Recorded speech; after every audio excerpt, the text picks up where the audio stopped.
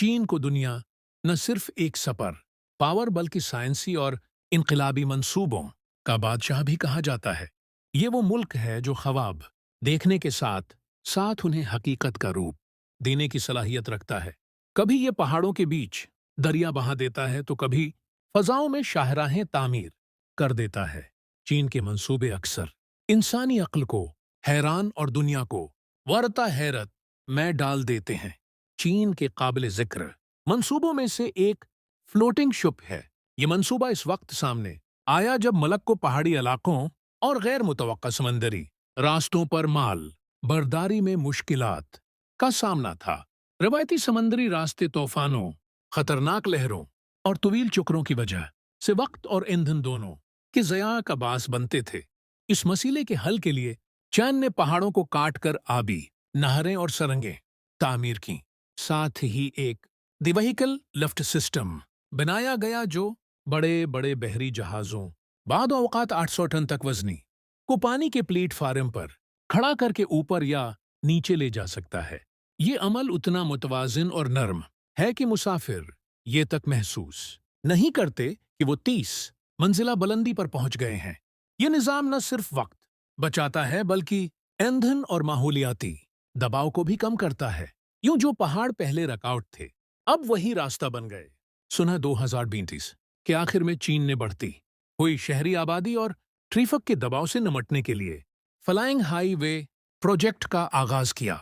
روایتی پل اور انڈرپاسز ناکافی ثابت ہو رہے تھے، اس لیے ایک نئی قسم کی شاہراہ متعارف کرائی گئی۔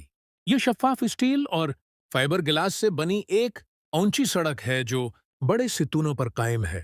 اس میں شمسی پینل نصب ہیں اور مصنوعی ذہانت پر مبنی سینسر ہر گاڑی کی رفتار، وزن اور سمت کو مانیٹر کرتے ہیں۔ ضرورت پڑنے پر یہ نظام خود بخود رفتار کو قابو میں لاتا ہے یا بریک لگاتا ہے۔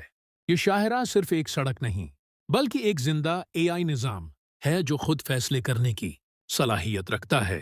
اسے بیجنگ، شنگھائی اور چونگ چھنگ جیسے بڑے شہروں میں آزمایا جا چکا ہے اور اب اسے ملک بھر میں وسعت دی جا رہی ہے۔